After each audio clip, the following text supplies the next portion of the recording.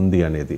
కానీ తెలంగాణలో అధ్యక్షుడు ఎవరు, ఇక్కడ పార్టీని నడిపించేది ఎవరు అనే దాని మీద ఇప్పటివరకు అయితే క్లారిటీ లేదు. కిషన్ రెడ్డి చెప్తూ ఉన్నారు నెక్స్ట్ మంత్ ఏదైనా ఒక క్లారిటీ వచ్చే అవకాశం ఉంది అని చెప్పి. ఎందుకు ఇది తాత్సారం సార్? ఇప్పుడు కిషన్ రెడ్డి చెప్పింది మనం ఆథెంటిక్గా తీసుకోవాలి. కిషన్ రెడ్డి మాత్రం ఆయన మారతాడనే నిజం, ఎందుకంటే అది ముందే చెప్పారు కనుక. బహుశా ఎవరిని అధ్యక్షుని చేయాలి అనే విషయంలో ఏకాభిప్రాయం రావడం లేదు. పార్టీలో కూడా అంతర్గతంగా చాలా పుల్స్ అండ్ ప్రెషర్స్ ఉన్నాయి. నాకున్న సమాచారం, ఒక జర్నలిస్ట్గా సమాచారం ప్రకారం.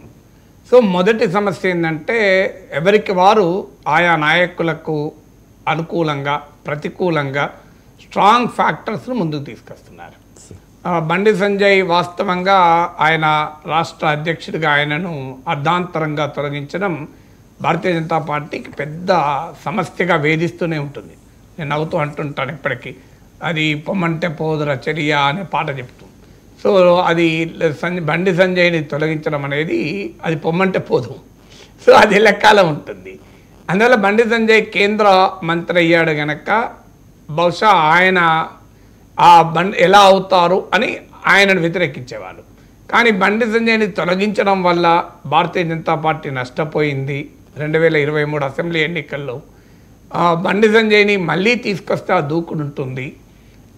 భారతీయ జనతా పార్టీ క్యాడర్తో ఆయనకు ఎమోషనల్ కనెక్ట్ ఉంది అనేది ఒక డైమెన్షన్. కానీ నేను ఇప్పుడు కేంద్ర రాజకీయాల్లోకి వెళ్ళిపోయాడు కదా, ఇలా బండి సంజయ్ విషయంలో అనుకూల వారు చెప్పేది, ప్రతికూల వారు చెప్పేది, రెండు యాంగిల్స్. బండి సంజయ్ మళ్ళీ అధ్యక్షుడైతే పార్టీలో ఊపొస్తుంది, పార్టీ ఎలక్ట్రిఫై అవుతుంది, లేకపోతే ఇలాగే ఉంటుంది అని. కానీ బండి సంజయ్ ప్రెసిడెంట్ అయితే ఈటల రాజేందర్ సహకరించాడు, ఈటల రాజేందర్ ప్రెసిడెంట్ అయితే బండి సంజయ్ సహకరించాడు. ఇది పబ్లిక్గా ఉన్నటువంటి ఇష్యూ. ఇదంటే కోపం వస్తుంది కొంతమందికి కావచ్చు, కానీ అందరికీ తెలిసిన విషయమే కదా. ఎందుకంటే బండి సంజయ్ని మార్చాలి అని పెద్ద క్యాంపెయిన్ నడిపింది ఈటల రాజేందర్ కదా. సో అందువల్ల ఆ బండి సంజయ్ ఈటల రాజేందర్ల మధ్య ఆ గ్యాప్ ఉన్నమాట ప్రపంచం అంతా తెలుసు.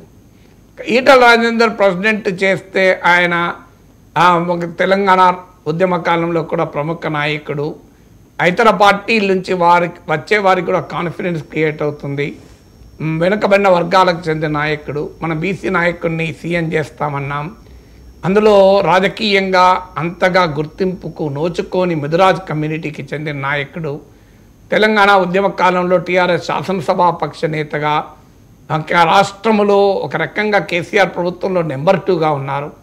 ఆయనకున్న ప్రొఫైల్ రీత్యా, పాలనా అనుభవం రీత్యా, ఆయనకున్న రాజకీయ నేపథ్యం రీత్యా ఈటల రాజేందర్ అయితే పార్టీకి ఇప్పుడున్న బలానికి అదనంగా బలాన్ని చేకూరుస్తాడు అనేది ఈటల రాజేందర్ కావాలని కోరుకునేవారి వాదన. వెంటనే దీనికి కౌంటర్ వాదన ఏంటంటే ఈటల రాజేందర్ వచ్చాక ఎంతమంది నాయకులు పార్టీలోకి వచ్చారు చెప్పండి? వచ్చిన వివేక్ లాంటి వాళ్ళు, వచ్చిన రాజగోపాల్ రెడ్డి లాంటి వాళ్ళు వెళ్ళిపోయారు తప్ప ఈటల రాజేందర్ ఎంతమంది నాయకులు తీసుకొచ్చాడు? ఈటల రాజేందర్ వచ్చాక అదనంగా పార్టీకి కలిసి వచ్చిన అంశం ఏంటి? పార్టీ వల్ల ఆయన గెలిచాడు మల్కాజ్గిరిలో తప్ప హుజూరాబాద్లో కూడా ఓడిపోయాడు కదా. సో ఈటల రాజేందర్ బయటికి వచ్చి కేసీఆర్ కుంభకోణాలు చాలా బయట పెడతారన్నారు, కానీ నేను ఇంతవరకు ఏ ఒక్క కేసీఆర్ కుంభకోణాన్ని బయట పెట్టింది లేదు కదా. సో ఆయన మళ్ళీ పార్టీ ప్రెసిడెంట్ అయితే బండి సంజయ్ అనుకూలు సహకరించరు. సో అందువల్ల అని ఈటల రాజేందర్ను వద్దనేవారు వారి వాదన. అలాంటి వారు మధ్యలో రామచంద్రరావు పేరు కూడా వచ్చింది. రామచంద్రరావు అయితే పార్టీకి లాయలు, ఆర్ఎస్ఎస్కి లాయలు. నేను విద్యార్థిగా ఉన్న రోజుల నుంచి ఆయన ఆర్ఎస్ఎస్ పరివారం నుంచి వచ్చిన నాయకుడు, అఖిల భారత విద్యార్థి పరిషత్ నాయకుడిగా లా కాలేజీలో జనరల్ సెక్రటరీగా కంటెస్ట్ చేశాను. నేను ఉస్మాన్ సిట్లో ఎంటర్ అయిన మొదటి సంవత్సరం. నాకు అప్పటి నుంచి తెలుసు. నా పైన బీజేపీ అభ్యర్థిగా ఎమ్మెల్సీగా పోటీ చేసి కూడా ఒకసారి ఓడిపోయాడు, తర్వాత నేను పోటీ చేయలేదు, ఆయన గెలిచాడు కూడా.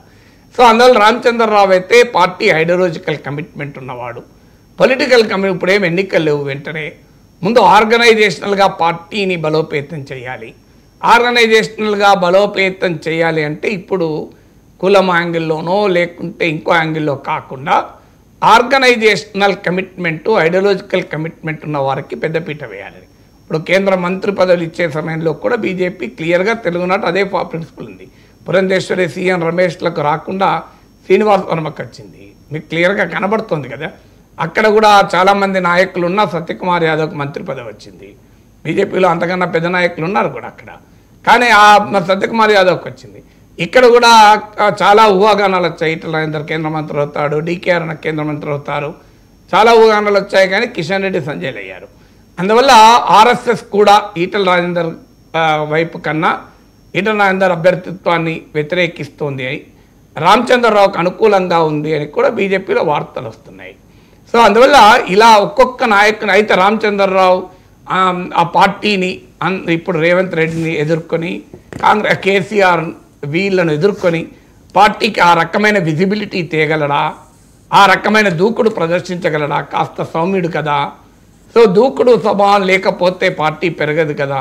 ఇప్పుడు ఈ బండి సంజయ్ దూకుడు స్వభావమే పార్టీని పెంచింది కదా.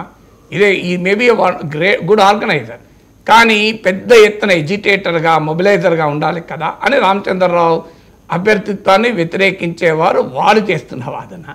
ఈ మధ్య వస్తున్న పేరు ధర్మపురి అరవింద్ పేరు కూడా వింటున్నాం. అరవింద్ అయితే దూకుడుగా కూడా ఉంటాడు. బీసీ సామాజిక వర్గం ఇలా ఈ వర్గం ఆ వర్గం అని లేకుండా ఆయన ఆయన బండి సంజయ్ ఈటల రాజేందర్ లాగా వాళ్ళిద్దరి మధ్య ఉన్నంత గ్యాప్ అయితే లేదు. కొన్ని గ్యాప్ ఉంటే ఉండొచ్చు. అరవింద్ అయితే కొంత దూసుకెళ్తాడు. ఆయన కూడా బలమైన సామాజిక వర్గం. మున్నూరు కాపు తెలంగాణలో ఉన్న మేజర్ బీసీ కులాల్లో ఒకటి. బండి సంజయ్, ఈటల రాజేందర్, అరవింద్ ముగ్గురు బీసీ నాయకులు ఉన్నారు. బండి సంజయ్ కేంద్ర మంత్రిగా ఉన్నాడు, ఈటల రాజేందర్ కాకపోతే ఇక ధర్మపురి అరవిందే కదా అనేటువంటి వార్తలు కూడా వస్తున్నాయి. సో అందువల్ల ఇలా ఒక్కొక్కరికి అనుకూలమైన ప్రతికూలమైన అంశాలు, రఘునందన్ రావు లాంటి వారు కూడా తాను కూడా కావాలని కోరుకుంటున్నారు. ఇలా ఒక ప్రెసిడెంట్ పోస్ట్ ఒక్కటి ఉంది, ఆస్పిరెంట్ చాలా ఉన్నారు. బీజేపీ స్కీమ్ ఆఫ్ థింగ్స్లో ప్రెసిడెంట్ చాలా కీలకం. అందువల్ల ఇంకా పార్టీ ఏ ప్రాతిపదిక పైన ఎంపిక చేయాలి అనే దానిపైన ఇంకా నిర్ణయానికి వచ్చినట్లేదు. ఆ నిర్ణయాన్ని రాకపోవడం వల్ల